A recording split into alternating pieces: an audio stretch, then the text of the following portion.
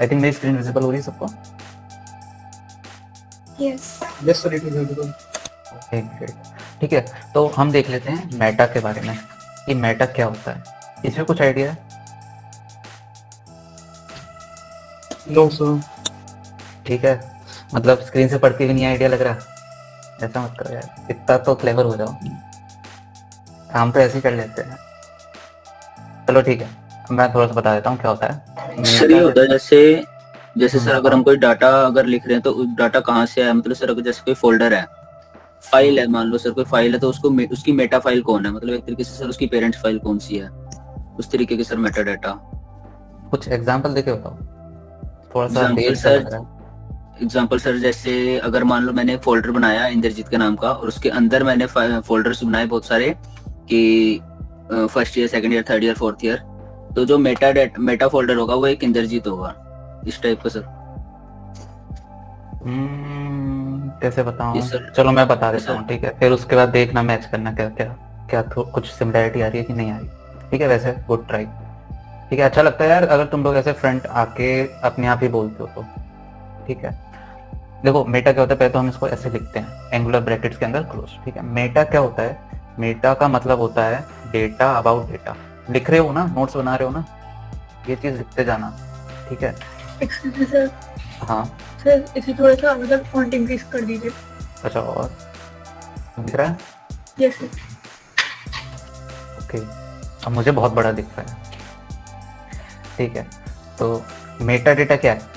Meta tag में क्या होता है, मेटा डेटा बताते हैं हम। और मेटा डेटा होता क्या है? वो होता है data about data. Data about data मतलब कि डेटा हमारा कैसा है, उस चीज के ऊपर हमें इंफॉर्मेशन मिले। हमारा डेटा क्या है, न्यूमेरिकल डेटा है कि नॉन न्यूमेरिकल डेटा है, क्वांटिटेटिव है वो या क्वालिटेटिव है, कैसा है वो चीज हमें पता लगती है। ठीक है, अब ये देखो, Meta tag always goes inside the head element. हमेशा हेड एलिमेंट के अंदर लिखा जाता है, टाइटल के साथ लिखा जाता है। ठीक है, ऊपर नीचे कर सकते हो टाइटल और मेटा को, ऐसा कुछ दिक्कत नहीं है, बट हाँ बेस्ट प्रैक्टिस में ऊपर लिखा जाता है टाइटल के। ठीक है, मतलब पेरेंट चाइल्ड रिलेशनशिप नहीं होती मेटा और टाइटल के बीच में, सेपरेट होते हैं, जैसे डिवीजन ऑफ पैराग्राफ हो जाता है ना अलग अलग वैसे।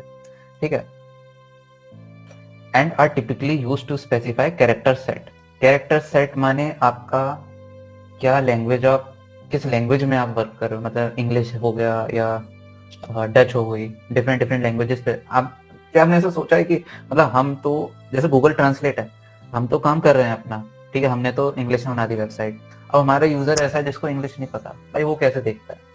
तो कुछ ऐसी प्रॉपर्टीज होती हैं, थोड़ी सी ब्राउजर के ऊपर भी होता है। ब्राउजर क्या, ये ना मेटा क्या होता है, मेटा ना हमारे लिए नहीं होता, ये ब्राउजर के लिए होता है। ब्राउजर इसके अंदर जो गिवन इन्फॉर्मेशन होती है ना उसको यूज करता है, ठीक है, ताकि हमारा यूजर एक्सपीरियंस और बेटर हो सके। ठीक है, उसके बाद क्या, page description, keywords, author of the document and view port settings. समझ में आ रहा है कि पेज में क्या हम लिख रहे हैं, किस चीज के बारे में है, वो उसका डिस्क्रिप्शन की कीवर्ड्स। अच्छा, जैसे गूगल सर्च करते हो तो उसमें देखते हो कि एक पर्टिकुलर उसके नीचे लिंक जो आती है, जो सर्च रिजल्ट आता है उसके नीचे लिखा होता है कीवर्ड्स मैच, ऐसा देखते हो लिखा हुआ? यस सर आता है। हाँ, तो वो इस मेटा की वजह से ही होता है। ठीक है, फिर उसके बाद दिखाते हैं ऑथर ऑफ द डॉक्यूमेंट कि अब वो जो पर्टिकुलर डॉक्यूमेंट वो किसने लिखा है। जैसे अगर आप नॉर्मल देखो, जैसे पीडीएफ होती है कोई, उसमें या फिर वर्ड डॉक्यूमेंट होता है, उसमें एक जगह आपको दिखाता होगा कि ये किसने लिखा है, वैसी सेम चीज होती है। अगर कोई आर्टिकल है तो किसने लिखा है वो सब जाता है।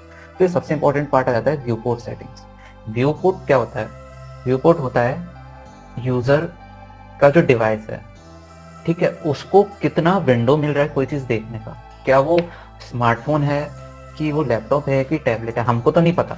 हमारे लिए तो ये काम है, ये ड्यूटी है कि हम हमारी जो वेबसाइट है हर डिवाइस पे ओपन करें, पर हमें कैसे पता चला वो डिवाइस कौन सा है, वो भी हम देखेंगे हम कैसे करते हैं, रिफ्लेक्सिव कैसे बनाते हैं, रिस्पॉन्सिव कैसे बनाते हैं। ठीक है, उसकी भी टेक्निक्स देखेंगे, बट सबसे इंपॉर्टेंट ये होता है कि हमें ये जो ब्राउजर है उसको पहले तो ये इन्फॉर्मेशन पता लगे कि जो हमारा यूजर है वो किस पे ओपन कर रहा है हमारी वेबसाइट।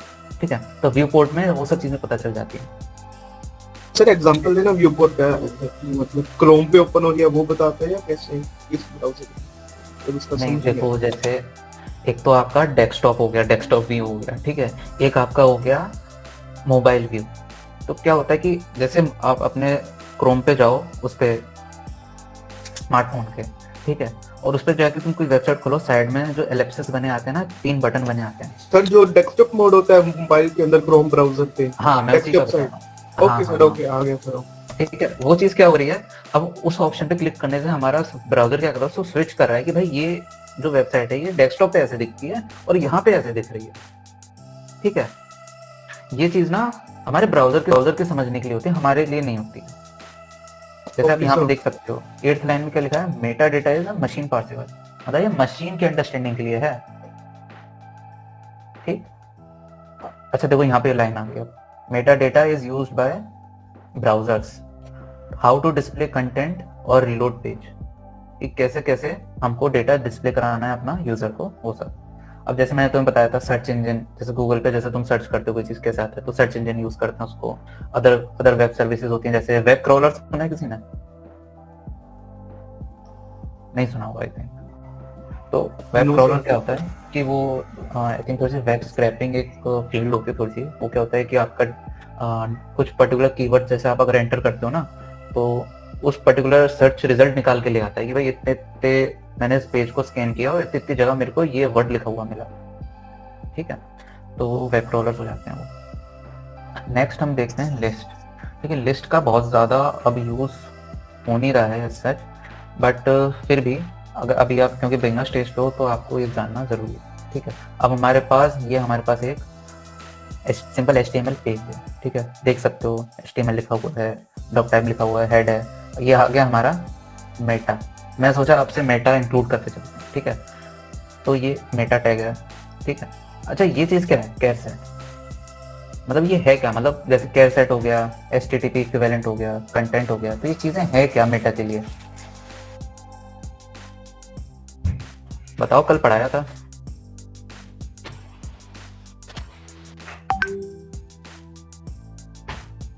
कोई भी?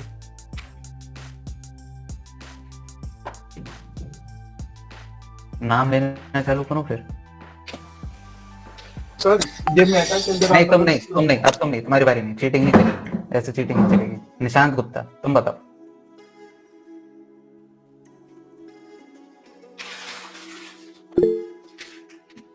हाँ नहीं, चैट बॉक्स के थ्रू नहीं, क्वेश्चन सुना मैंने क्या कहा?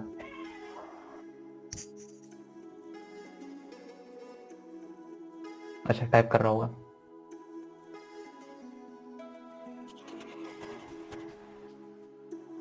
नहीं सुना, क्यों नहीं सुना?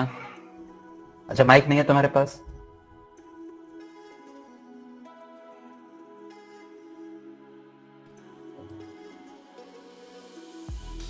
निशांत मेरे को अलग से मैसेज करना क्लास के बाद, ठीक है? और कौन है किसको पकड़ा जाएगा? श्रेयस यादव? नहीं पता है। नहीं पता, चलो एटलीस्ट कुछ आवाज तो आई। और कौन? रेवंत?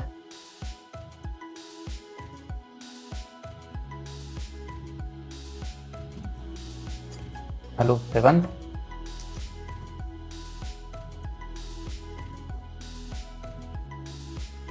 नहीं, मन नहीं है मेरे से बात करने का, या क्लास में प्रेजेंट नहीं हो, लगा के छोड़ गए। ऐसा मत करो यार, सीखने के लिए आए हो, फीस भी भरी है। और किसको पकड़े? किरण कुमार?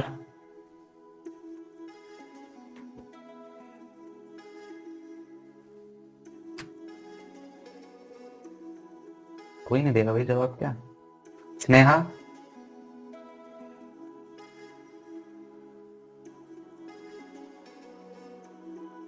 अरे बाप रे, इतना टफ सवाल है या कुछ और मामला है? फिर मैं क्वेश्चन रिपीट कर दीजिए। हाँ ये आया आंसर, एट्रीब्यूट। सर्च कर रहे थे क्या गूगल पे?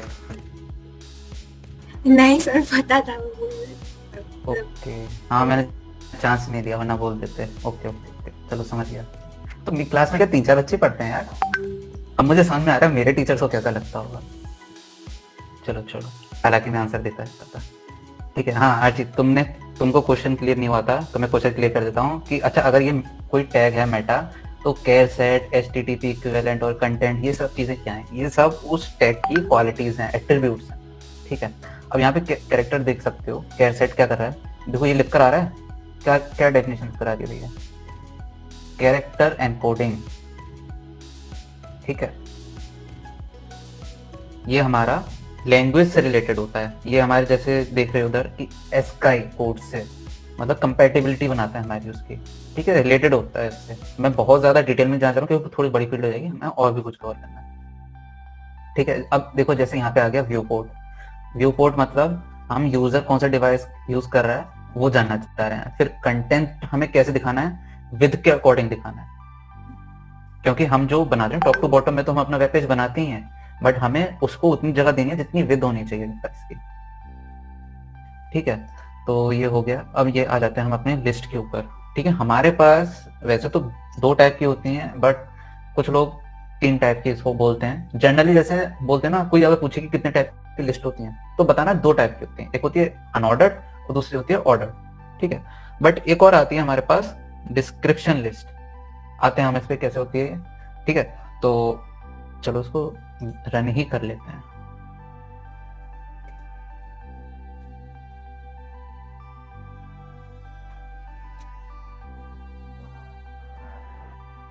एक मिनट रुको, रन करता हूँ इसको।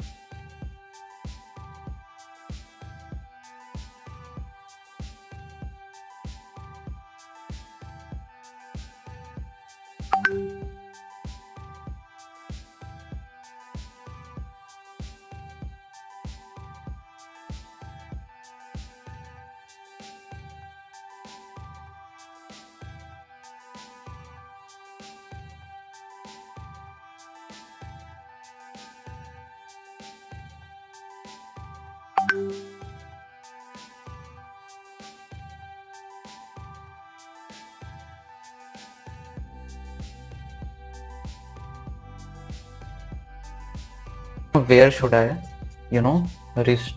start with? I think I'm explaining in Hindi from the beginning of this class, so please tell me from where did you were left out? That's fine. You can continue from now onwards.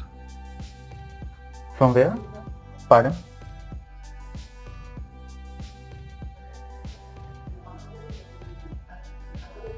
Hello? Sir, he said continue from now on, like what's going on. Okay.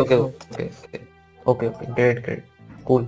Okay, so now we have this a list that we call unordered list, and as you can see on this web page, I have displayed some text, okay, some points in bullets. Okay, तो ये होती है हमारी unordered list, ठीक है। अगर अब हम इसका टाइप चेंज कर रहे थे, now I am changing its type to circle. I don't want class. Now as you can see, the bullets are now replaced with an empty circle. Okay, so you can change the points, you can change the bullets with this command. Okay, so that is not very interesting. You will be doing much more interesting things. Okay, और भी अच्छा करेंगे हम। अब आ जाते हैं हम ordered list पे, ठीक है। ऑर्डर्ड लिस्ट देखो सिंटैक्स सेम है, first we were using UL and now we are using OL. Okay, now let's see, अगर हम टाइप इसमें चेंज करेंगे तो हमें क्या मिलेगा। It was this and Roman. Okay, we don't get Roman from this one. इसका इतना यूज करोगे नहीं तुम, बट यार थोड़ा बताना जरूरी था, ठीक है। अब आ जाते हैं नेक्स्ट, हमारे पास लास्ट होती है डिस्क्रिप्शन लिस्ट, ठीक है। तो डिस्क्रिप्शन लिस्ट ये थोड़ा सा डिफरेंट हो जाता है। Description list is a little different. First we use the DL tag to define the description list, and for the there are two parts in the description list. First is the description title, we represented by DT, and next we have DD, description data. Okay, what we are going to describe in that title, for that title. Okay, so coffee, there is a title coffee, and the coffee is a black hot drink. Then there is milk, milk is a white cold drink. Okay, so it is displayed here.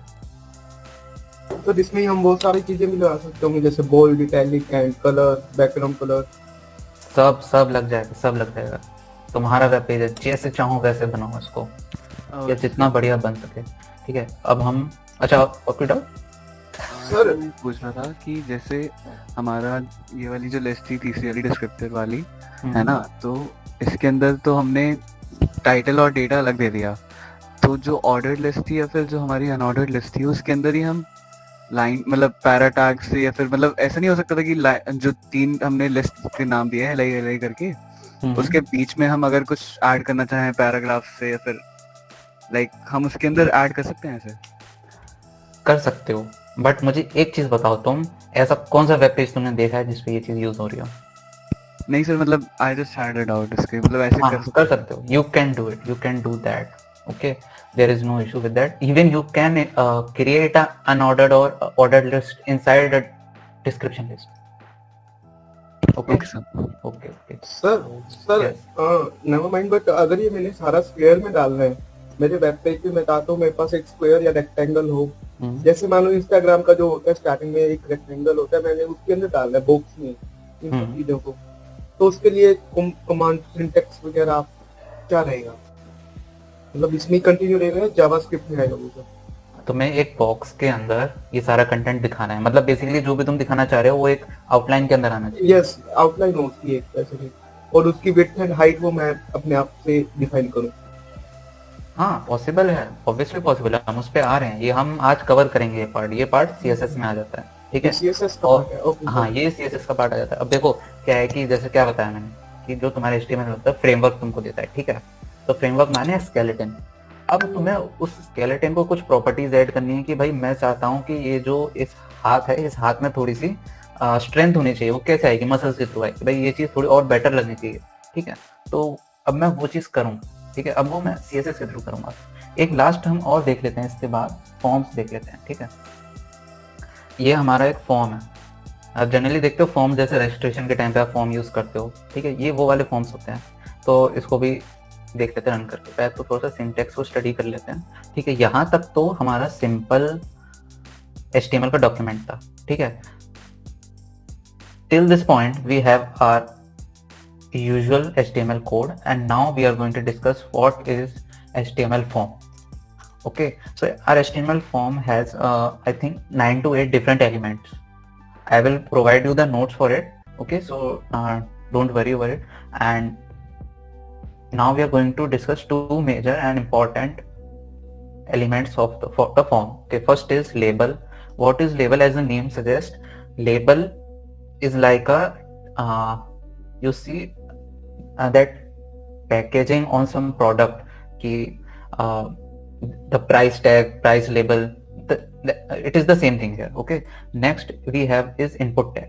Okay, so what are the attributes that we have for label? For label we have for it defines it tells what content we are going to write for that particular label. And next in the input tag we have type.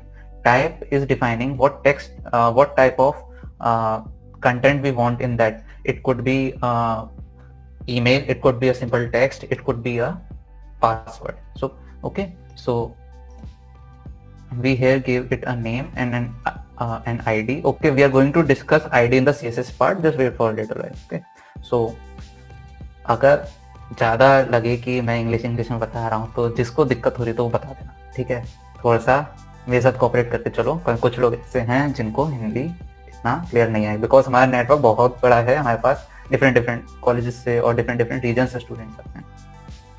Okay, next we are going to see the web page.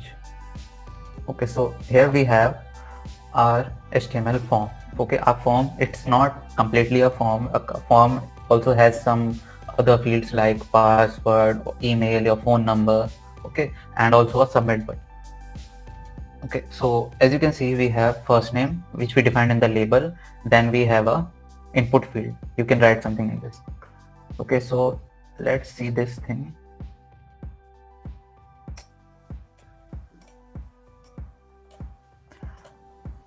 If I change this to password, what will happen? And you see, there are some dots that we usually see when we are typing our password on our email account or some Instagram account. Okay, so this simple command is used to convert the text into dots. It could be, we can also define if we want to show the dots or asterisks or anything else. Okay, any doubt till this part? No sir अगर मैं यहाँ पे text लिख देता input type is equal to password की जगह text तो वो विजिबल होता है as it is as we are writing in there हाँ, yes, you can see in this part, in the first input field we have text here, and in the first I can write my name. But इसमें just इसमें password का मतलब ये specify है कि वहाँ पे मैंने शो नहीं करना, हाइड कर लेना है. yes. फिर आगे हम कंफर्म बटन भी इसमें लगा देंगे तो हमारे पास एक तरीके से वो बन जाएगा कि जो हमारा जैसे मेल आईडी पासवर्ड और कंफर्म बटन हाँ, उसमें लिंक सेट करने से हो जाता है. Yes, हमारा yes. पेज भी. yes. Okay sir, thank you. Okay, great. So yeah, there are actually some more elements to the HTML form, and when we move on to the JavaScript part, we will be able to add some validation to it. Okay, what happens in the validation? In validation, we are writing some particular code that helps us identify whether the information that we have entered into the text field, placed into the text field, is correct or not. भाई हमने तो लिख दिया, हमारे system को कैसे पता चलेगा कि वो जो चीज है वो वैलिड है कि नहीं. भाई नेम में पासवर्ड लिख रहे हैं, पासवर्ड में नेम लिख रहे हैं, ये थोड़ी कोई बात हुई. ठीक है, और फिर अब जैसे ये देखते हो कि एक पासवर्ड फील्ड है. ठीक है, अब password field has some limitation और different sites. There are some rules whether to include a capital letter, some special character, or avoid spaces. So these things are implemented through JavaScript part. Okay, is that clear? Yes sir. Okay, great. So now we are done with the HTML part. अच्छा, एक काम दे दो, assignment दे दो. बुरा तो नहीं लगेगा कि सर दूसरी क्लास में असाइनमेंट दे दिया. नहीं सर, सही है. वो एक काम देखो, मैंने कुछ नहीं कहा, ये इसने कहा है कि हाँ ठीक है आप सर दे दो, बाकी नहीं हो किसी से इसका गला पकड़ लेना. ठीक है, मैं तो कल चेक करूंगा. ठीक, तो करना क्या है, एक सिंपल HTML फॉर्म बनाना है. फॉर्म कैसा बनेगा मैं बता देता हूँ, नोट कर लो क्या क्या चीज़ें तुम्हें इसमें ऐड करनी है. ठीक है, रेडी हो, बताना चालू करूँ? Yes sir. ठीक है, तो क्या करना है कि फॉर्म बनाना है ट्रेन सीट रिजर्व करने का. Create an HTML page to reserve a seat in a train. What are the fields that you need to specify in that are the name of the passenger, full name of the passenger, gender, age, Aadhaar card number, address, phone number, and boarding station, depot, and I think that is enough. And yeah, sir एक बार repeat कर दो. Sir Yes, last में क्या हुआ? okay, actually for last में क्या था, depot मतलब कहाँ से बोर्ड करना है, कहाँ उतरना है. ठीक है, दोनों स्टेशन बताने हैं. ठीक है, कहाँ से चलोगा, नेम होगा, फुल नेम होगा आपका. ठीक है, आपको जेंडर पूछना है उस, और जेंडर के लिए आपके पास एक ड्रॉप डाउन आना चाहिए. ठीक है, ऑप्ट ग्रुप बोलते हैं, मेल, फीमेल एंड अदर. ये 3 ऑप्शन आपको दिखाने हैं उसमें. ठीक है, फोन नंबर आपको दिखाना है, फोन नंबर पूछना है, आधार कार्ड नंबर पूछना है, बोर्डिंग स्टेशन बताना है, कहाँ उतरना है वो स्टेशन बताना है. ठीक, और एड्रेस. आई थिंक सारे कवर हो गए, सारे पॉइंट्स. लास्ट में आपको क्या करना है, एक सबमिट बटन बनाना है. ठीक है, ये चीज मैं तुम्हारे ऊपर थोड़ा सा छोड़ रहा हूँ कि सबमिट बटन कैसे हम मतलब कैसे वो वर्क करेगा. ठीक है, तो बहुत ज्यादा नहीं, बस HTML पार्ट पे रहना. बस एक सबमिट बटन और एक रीसेट बटन. हाँ, 2 बटन बनाने हैं आपको. सबमिट और रीसेट। रीसेट से क्या हो कि जो आपका पूरे जितनी भी टेक्स्ट फील्ड आपने भरी है वो सब एम्प्टी हो जाए फिर से। ठीक है, ये बात आई समझ में?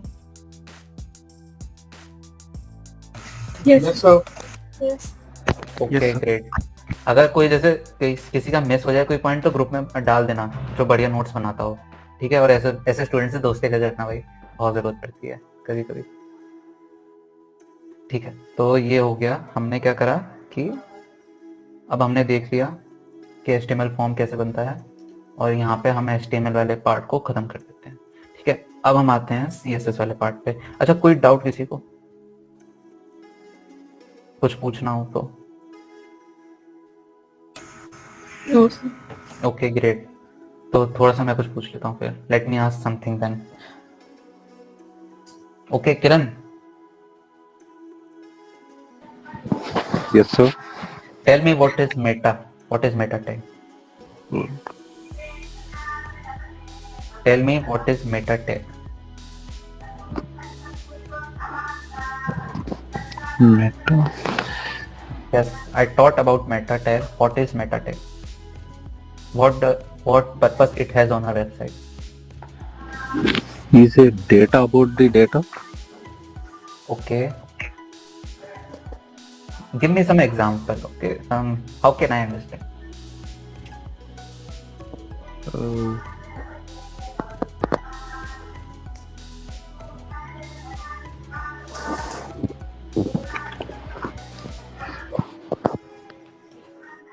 Set for the character and the type keywords. Okay. Kiran, now what you need to do, you need to pay attention in class. Okay. Now I understood that you need explanation in English, so I am going to explain in English as much as possible. But if still there is some problem, then you can come to me later on, DM me, or I will tell you the topics. You can learn it over the internet. Okay. Yeah, sure.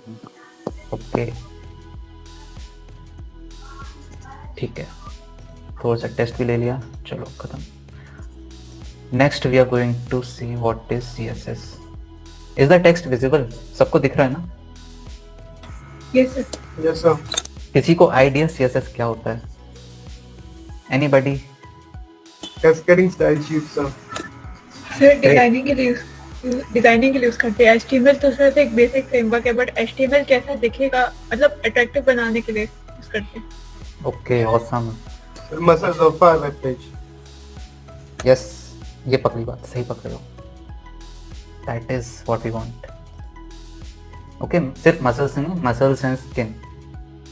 Now अब वो work कैसे करेगा, उस muscle को क्या कैसे पता चलेगा, उसका क्या फंक्शन है, ठीक है, वो हम जावास्क्रिप्ट के टाइम पे देखेंगे। ठीक, तो ये नोट करना छोटे छोटे पॉइंट्स जो मैं बता रहा हूँ। ठीक है, CSS saves a lot of work. It can control the layout of multiple web pages all at once. अभी तक हम क्या देख रहे थे कि जब हम कुछ स्टाइल या कुछ कलर हम जब प्रोवाइड करते थे तो वो एक पर्टिकुलर एलिमेंट पे अप्लाई होता था। ठीक है, अब वही अगर मुझे सेम चीज दिखानी किसी और के लिए तो मुझे उस चीज को फिर से लिखना पड़ेगा। तो CSS में क्या होता है, पहले चीज तो CSS का मेन टास्क यही होता है कि स्टाइल प्रोवाइड करना, बट CSS में और भी ऐसे फंक्शन है जिसके थ्रू हम मल्टीपल ऑब्जेक्ट्स को एक साथ पकड़ के सेम स्टाइल दे सकते हैं उनको। ठीक है, तो with CSS you can control the colour, font size of the text, spacing between the elements. ठीक है, कैसे एलिमेंट्स पोजीशन किए जाते हैं, बैकग्राउंड कलर क्या होगा उनका, ये सब भी हम देख सकते हैं। मतलब उसके थ्रू, CSS के थ्रू हम background color, we can change background color, the position of some element on the web page, we can decide whatever we want to do with the element through the CSS. Okay, now our CSS has three types. Sir आपकी ना आवाज चली गई थी बीच में, आपका sir network issue है। Now am I audible? Yes sir, please एक बार रिपीट कर दो जो आपने भी बोला था। किस पार्ट से बताना है? CSS पार्ट से? हाँ जी sir. Okay, so what CSS does? CSS helps us to control the color, font, size of text, images, background color, how a page should look on different devices according to the screen size. We can decide what we want to do with the elements through CSS. Okay, I think now that is clear. Next we are going to see the three types of CSS. We can add inline CSS, internal CSS, and external CSS. Do you remember that style attribute that we once provided to a paragraph in the last class? Yes. Okay, great. So that is what we call inline CSS. Inline CSS की जो priority होती है ना वो सबसे ज्यादा होती है, हायरार्की ज्यादा होती है. अगर आप किसी एलिमेंट में ना तीनों अगर यूज करोगे तो सबसे पहले इनलाइन सीएसएस जो है वो अप्लाई होगा, ठीक है. और फिर अगर उस पर इंटरनल और एक्सटर्नल भी लग रहा होगा तो वो शो नहीं होगा. Inline CSS is just that powerful that it can overshadow both internal and external CSS, but it is very impractical to use inline CSS in a very big web page which has thousands of code, and literally I have worked over that. Okay, so that is very hectic. Next we are going to see internal CSS, how we are going to add internal style sheet to a web page, and lastly the external. ठीक है, तो अभी मैंने क्या करा है ना, बहुत कोड रेडी करके नहीं रखा है. ठीक है, अभी मैं क्या करूंगा कि कोड बनाएंगे आपके सामने. ठीक है, तो ये बना हुआ है, ये भी हटा देता हूँ. अगर VS कोड है तो शॉर्टकट याद कर लो कि कैसे हम डायरेक्ट बॉयलर प्लेट हम अपने पास रिकॉल कर सकते हैं, कॉल कर सकते हैं. ठीक है, क्या लिखना है, HTML:5 और एंटर कर दो. आपके पास क्या आ जाएगी, पूरी बॉयलर प्लेट बनकर आ जाएगी. ठीक है, वो भी किसमें, HTML5 में. ठीक, वॉज दैट कूल, क्या बढ़िया था? Yes, sir, सारा ही आ गया इसमें. एक बार में सर आ गया. ठीक है, मैं और अब वापस बताओगे शॉर्टकट? शॉर्टकट कौन सा, इसके लिए बॉयलर प्लेट के लिए? हाँ. सिंपल क्या लिखना है, HTML:5 और एंटर कर देना. तुम्हारे पास पूरा क्या कहते हैं बॉयलर प्लेट आ जाएगा. इसको बॉयलर प्लेट बोलते हैं. जैसे अगर मैं और भी कुछ लिखूं तो ये सब जैसे देख सकते हो HTML दिखा रहा है, बॉडी, बैकग्राउंड. ठीक है, तो ये सब चीजें हम कॉल कर सकते हैं. सिंपल इनको स्निपेट भी बोलते हैं. ये आप ना अपने किसी उसमें भी कर सकते हो. अगर C++ जावा में कोड करते हो तो उसमें भी आप अपने कंपाइलर में ये चीज प्री डिफाइन करके बना सकते हो, तो काफी फास्ट हो जाता है इससे. ठीक है, बाकी हाँ कि अगर जैसे देख सकते हो शायद टैब 9 दिख रहा होगा यहाँ पे, तुम्हें नीचे लिखा होगा. तो टैब 9 भी एक AI बेस्ड सजेशन एक्सटेंशन है जो आपको सजेस्ट करती है. मैं चाहे कोड लिखूं या फिर कुछ लॉरेम समझा कोई भी XYZ टेक्स्ट हो तो मैं वो सजेस्ट करता है. ठीक है, तो इस टाइप की एक्सटेंशन काफी हेल्प करते हैं. एक गिटहब को पायलट भी है, ट्राई करना. गिटहब पे कौन है? Me. बाकी लोग कोई है गिटहब पे? नहीं हो तो चले जाओ. ओके, सृष्टि भी है. ठीक है, जो सर नहीं एक बार ट्राई किया था सर, टर्मक्स पे सर एक बार गिटहब कमांड कॉपी करके पेस्ट करके रन करके देखा. ओके, तो ठीक है, चलो अच्छी बात है. कुछ लोग हैं, क्योंकि कभी कभी मैं डर जाता हूँ अगर लोगों को गिटहब का नाम नहीं पता होता है. जो नहीं है कोई बात नहीं. If you are not on GitHub, then I recommend you to go and make your profile on GitHub. Okay, GitHub is going to really help you in web development. In the later part of this course, we are going to learn what GitHub is, how we work on GitHub. Okay, at that time I will have someone to help me. Okay, so okay, make your account on GitHub, and I will ask you to do some practical as homework for that for the later part. Now we are going to see how we are going to add. Now we are going to see how we are going to add inline, internal, and external style sheet. Okay, just give me a minute.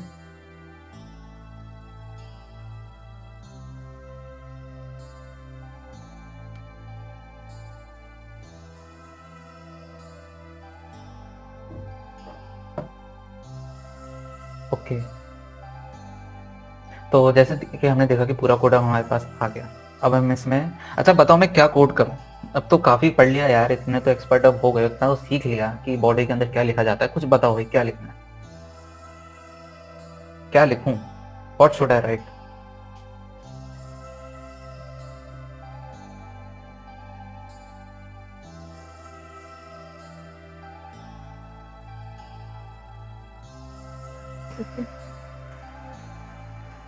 बताओ भाई क्या लिखूं? बताओ, चलो मैं अपनी तरफ से लिख देता हूँ।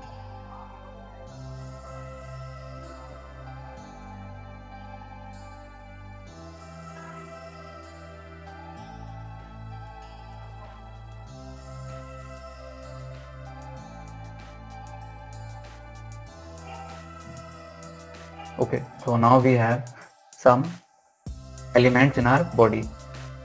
What we are going to do, we are going to write style for it.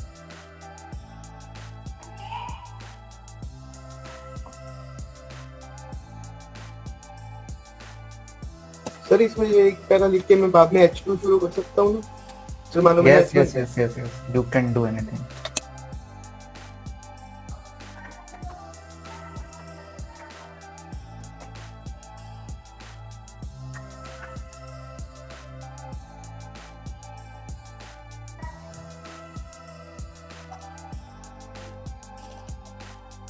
Okay. दिख रहा है ना मेरा वेब पेज सबको?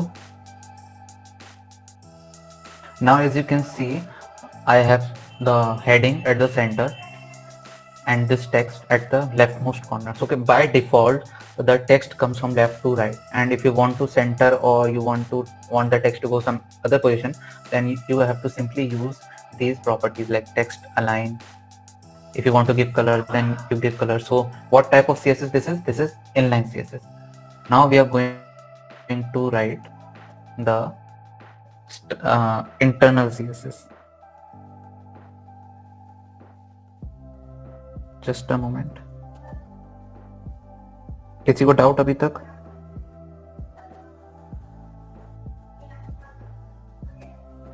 किसी को No, डाउट sir. कोई? No, sir. Okay, great. अच्छा, जैसे मैंने बताया था कि हायरार्की होती है।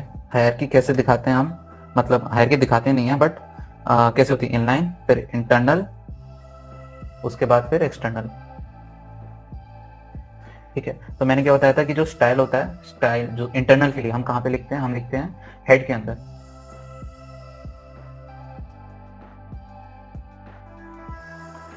ठीक है, अब हमें क्या देना है? अब मैं चाहता हूँ कि जो बॉडी है उसको कुछ वो मिल जाए, कलर मिल जाए।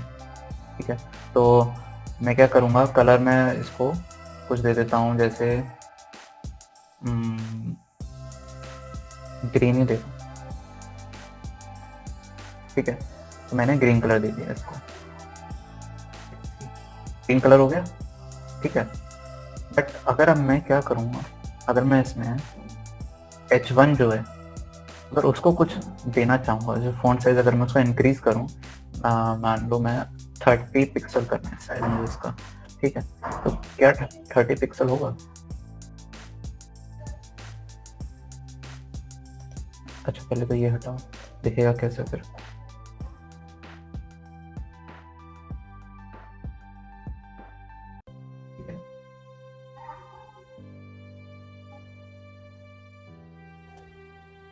ठीक है, तो उसका साइज थोड़ा सा चेंज हो गया। ठीक, क्योंकि मैंने क्या करा था, जो इनलाइन अभी दी थी ना, उसमें मैंने ना फॉन्ट साइज नहीं बताया था उसको। अगर मैं कलर के ऊपर वर्क करूंगा कि मुझे इसका कलर ही चेंज कर देना है, उसका कलर चेंज होगा?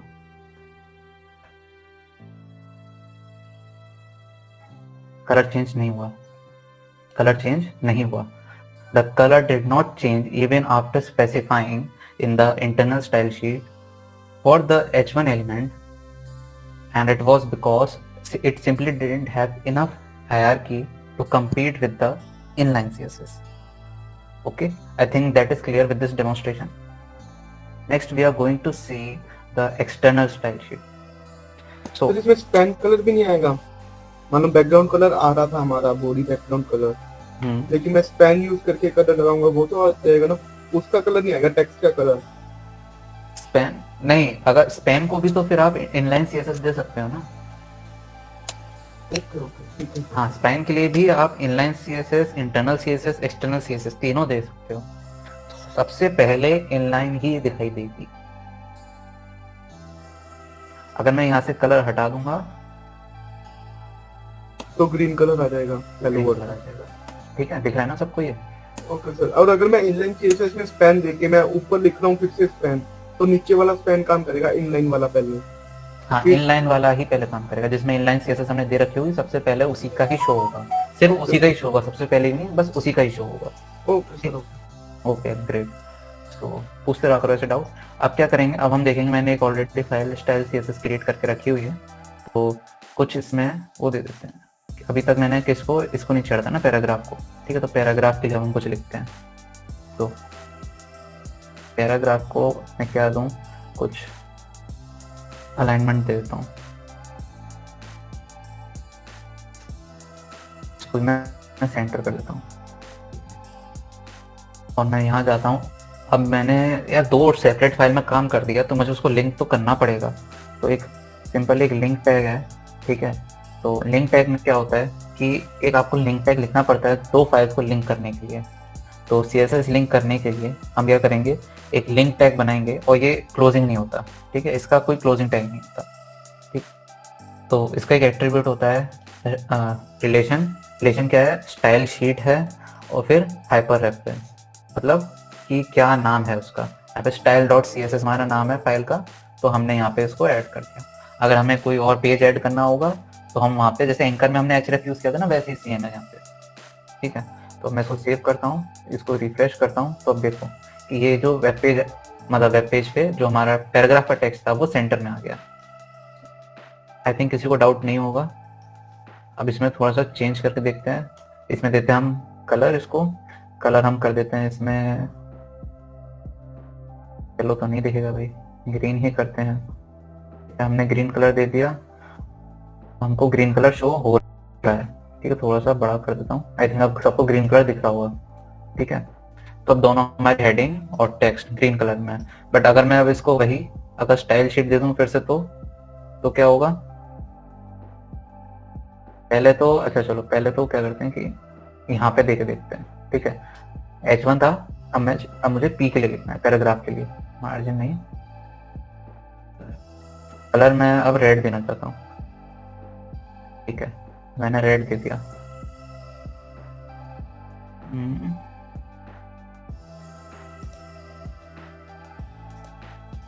है तो सही।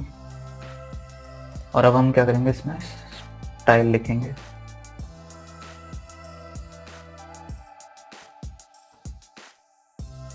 देंगे हम कलर, ऊपर देंगे रेड।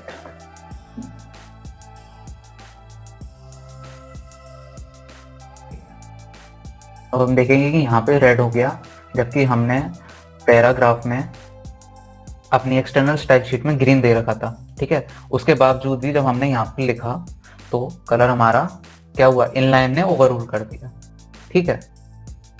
आई थिंक ये क्लियर हो गया होगा ये वाला पार्ट। Yes sir. ठीक है, तो अब हमने देख लिया internal style sheet, external style sheet क्या होती है, ये हमने पढ़ ली। तो आई थिंक किसी को डाउट नहीं आया होगा अब इसमें। नेक्स्ट अब हम देखेंगे बॉक्स मॉडल कि CSS में बॉक्स मॉडल होता क्या है एक्चुअल में, ठीक है। इसका अगर मैं पिक्चर तुम्हें इसकी दिखाऊं, थोड़ा सा विजुअलाइज करके दिखाऊं, तो अपने डेवलपर टूल्स में आ जाते हैं, ठीक है। इधर नीचे वाले सेक्शन में जाते हैं और देखते हैं लेआउट, नहीं हाँ कंप्यूटर। तो ये जो तुम देख रहे हो ना, ये बॉक्स बने हुए हैं, ये होता है हमारा बॉक्स मॉडल। पैडिंग है, मार्जिन है, बॉर्डर है, ठीक है। तो एक बॉक्स बना के देखते हैं अब हम, तो उस बॉक्स में इसको देखेंगे कि भाई ये है क्या क्या, इसमें क्या क्या चीजें हैं, मतलब ये काम कैसे करता है, क्यों है ऐसा, क्यों करना पड़ा हमको, मतलब बनाया क्यों इसको, ठीक है। तो एक सिंपल HTML डॉक्यूमेंट बनाते हैं। HTML डॉक्यूमेंट तो हमारे पास बना हुआ है ना, तो इसको नहीं, इसी में बनाते हैं, ठीक है। एनक्लोज कर देते हैं एक डिव के अंदर। हमने इसको डिव के अंदर एनक्लोज कर दिया, ठीक है। और इस डिव को अब हम यहाँ से इसको हटा देते हैं और सिंपल अपनी बॉक्स मॉडल वाली CSS को अप्लाई कर देते हैं, ठीक है।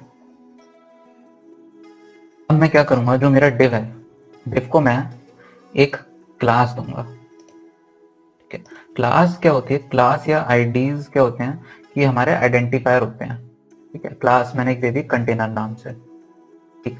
और इसी तरीके से आप आईडी भी दे सकते हो कि ये स्टाइल है मेरा, इसमें मैंने दे दी आईडी।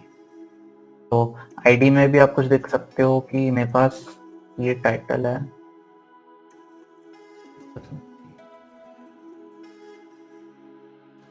ठीक है।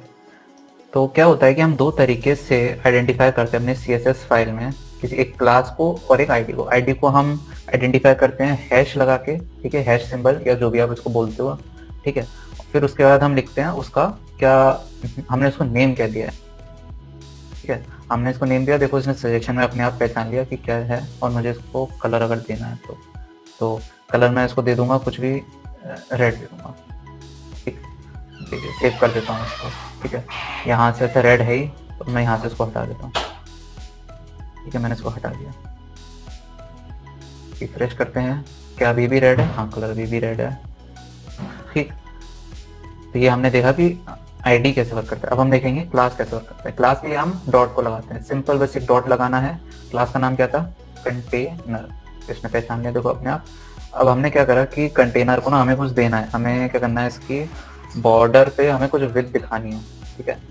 बॉर्डर हमको देना है सिंपली सॉलिड कर देना है, तो क्या होगा कि हमें इसका बॉर्डर दिखने लगेगा। तो देख सकते हो अब हर एलिमेंट जो हमारे पास HTML डॉक्यूमेंट में होता है ना, वो बॉक्सेस में एनक्लोज्ड रहता है, ठीक है। वो एक उसके पर्टिकुलर एलिमेंट की टेरिटरी दिखाई देती है। तो अभी क्या है ना कि ये जो लाइन है, ये लाइन क्या, ये बॉर्डर है इस डिवीजन का, जो डिवीजन हमने क्रिएट किया था ना, ये उसका बॉर्डर है, ठीक। किसी बोरिंग तो नहीं लग रही क्लास? बता दो यस, कहीं समझ में नहीं आ रहा हो।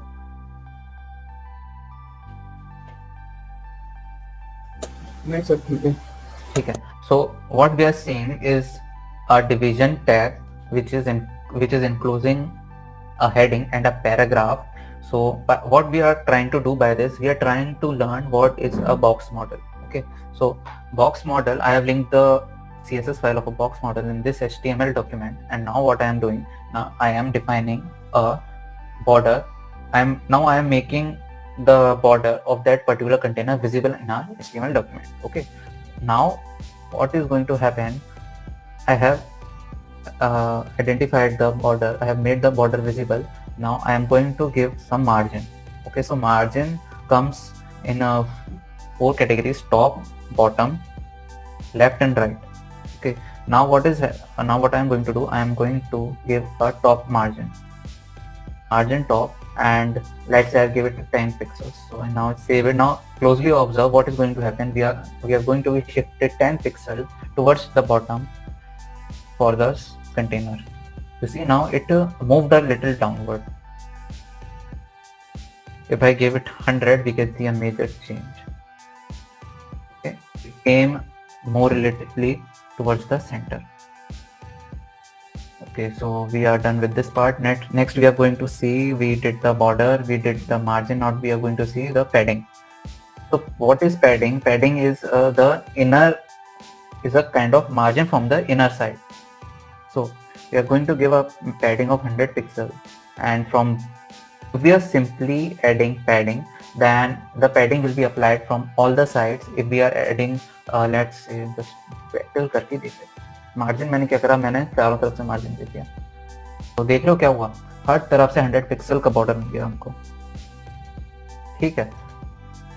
अगर मैं बॉटम देता तो बॉटम से दिखता, अगर मैं इसको लेफ्ट कर दूं तो मुझे लेफ्ट से दिखेगा, सिर्फ लेफ्ट से, ऊपर का चला गया, ठीक है। हेडिंग हमने दे दी, हेडिंग हमें मिल गई। अब क्या रह गया देखने को? कुछ नहीं रहा भाई। बॉक्स मॉडल में क्या होते हैं, चापड़ी बॉक्स बना लेना है ऐसे, ठीक है।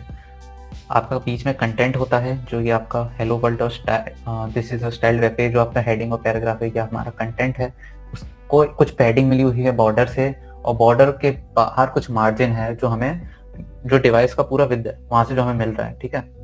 वो हमें थोड़ा सा वहां से स्पेस दे देता है। अगर मैं देखो अगर इसको हटा दूं मार्जिन को, तो क्या होगा कि कुछ स्पेस तब भी दिख रही है। अब यार ये स्पेस कैसे हटाऊं मैं? एक होता है यूनिवर्सल सेलेक्टर। क्या करूंगा मैं, एक सिंपल स्टार बनाऊंगा, कह दूंगा मार्जिन 0,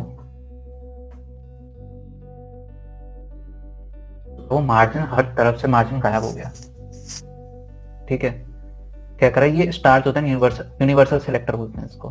थोड़ा सा एक दो सिलेक्टर्स और होते हैं, उसके बारे में देखेंगे। ठीक है, अब मैं क्या करूंगा कि मैं सारे एलिमेंट्स को अब ग्रुप करूंगा। ग्रुप कैसे करूंगा, मैं देख रहा हूँ H1 हमारे पास हेडिंग थी, एक पैराग्राफ था हमारे पास, मैंने दोनों को पकड़ लिया। अब मुझे क्या करना है, मुझे इनको लेफ्ट अलाइन करना है। ठीक है, अलाइन आइटम सेंटर नहीं, लेफ्ट। अगर मेरे पास अंदर मैंने किसी ने सेंटर एंटर दे रखा है क्या, हाँ ये दे रखा है, इसको हटाओ। ठीक है, देखते हैं क्या, देखो सब लेफ्ट में चला गया। ठीक है, अंदर पैडिंग मिली हुई है, इसलिए हमको वो थोड़ा सा सेंटर की तरफ दिख रहा है, इसको राइट कर देते हैं।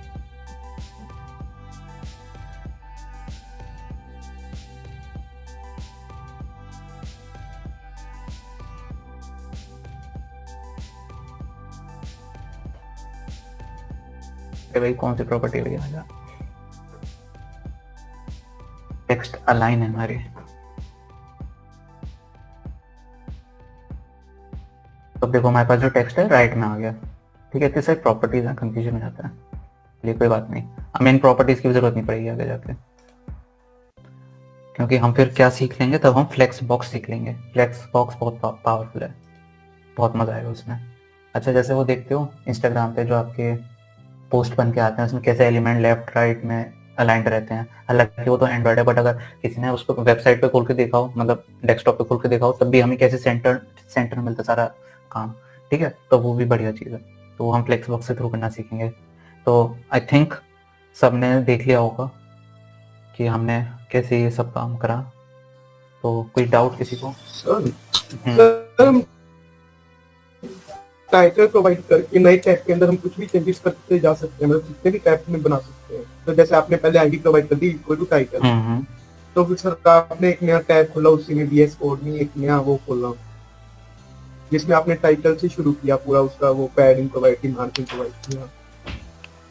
सर तो ऐसे में अगर एक और खोल के उसके अंदर लिख लूं हैशटैग टाइटल और ऊपर वहां पे दे दूं, और फिर वहां से मैं चेंजेस करूं, हाँ चेंजेस हो जाएंगे, चेंजेस हो जाएंगे, कोई दिक्कत नहीं है सर। और अगर इसी को मैं इसमें कंटिन्यू करूं, पहले वाले टैब में जो चेंजेस आपने दूसरे मतलब नया टैब खोल के किए हैं, वहाँ पे आपने मेंशन किया टाइटल कि मैं इसमें चेंज कर रहा हूँ, इस फाइल में, इस आईडी में चेंज कर रहा हूँ, तो अगर मैं पहले वाले में ही कंटिन्यू करूँ तो वो तो होंगे ही। तो हाँ वो तो होंगे ही होंगे, उसमें तो कंफ्यूज मत हो। क्या हो रहा है कि मैंने चीजें थोड़ा सा डिफरेंट दिखाने के लिए, कि भाई ये चीज बताने के लिए कि हम डिफरेंट स्टाइल शीट का यूज कर सकते हैं एक HTML वेब पेज, बस आपको उसको लिंक करना होगा। ठीक है, तो ये सारा काम हम कर सकते हैं, ये बताने के लिए मैंने किया था। समझ में आ रहा है? Okay sir, okay sir. और अगर हम इसमें अगर बैकग्राउंड व्हाइट प्रोवाइड कर दूं मैं, इसका जो बड़े बॉर्डर का बैकग्राउंड व्हाइट कर दूं मैं, तो बॉर्डर तो फिर भी एग्जिस्ट करेगा वहां पर, लेकिन बॉर्डर एग्जिस्ट करेगा। बॉर्डर पहले भी एग्जिस्ट कर रहा था, तभी तो मैंने यहाँ पे उसको प्रॉपर्टी दी सॉलिड, कि हमें वो दिखने लगे। ठीक है, इसके अलावा भी और डिफरेंट प्रॉपर्टीज होती हैं, वो दे सकते हो आप। Okay sir, okay. ठीक है, तो हमने क्या क्या सीखा आज? हमने फॉर्म्स के बारे में सीखा, लिस्ट के बारे में सीखा। ठीक है, CSS देखा कि भाई CSS क्या होती है। फिर हमने देखा कि भाई क्या वो रहता है हमारे पास, internal style sheet, inline style sheet, external style sheet. ठीक है, क्लासेस बनाना देखा, आईडी बनाना देखा। ठीक है, तो ये सब काफ़ी बढ़िया चीज़ थी, काफ़ी बढ़िया सेशन था। ठीक है, तो हमने ये सब चीज़ें देखी। उसके बाद अब एक गेम बताते हैं, एक गेम कर चलाना, मतलब एक गेम ट्राई करना। ठीक है, इस गेम का नाम है फ्लेक्स बॉक्स फ्रॉगी, एक नाम है इस गेम का। ठीक है, ये ट्राई करना है। ये क्या होता है, ये फ्लेक्स बॉक्स बताता है भाई फ्लेक्स बॉक्स क्या है, कैसे वर्क करता है। ठीक है, थोड़ी सी मैं सोचा हूँ कि कल तुम लोग मेरे को बताओ कि भैया कैसे होता है फ्लेक्स बॉक्स में काम। ठीक है, मुझे तुम्हें सिखाना ना पड़े थोड़ा सा। ठीक है, तो ये देख कर आना। ठीक है, नोट कर लिया?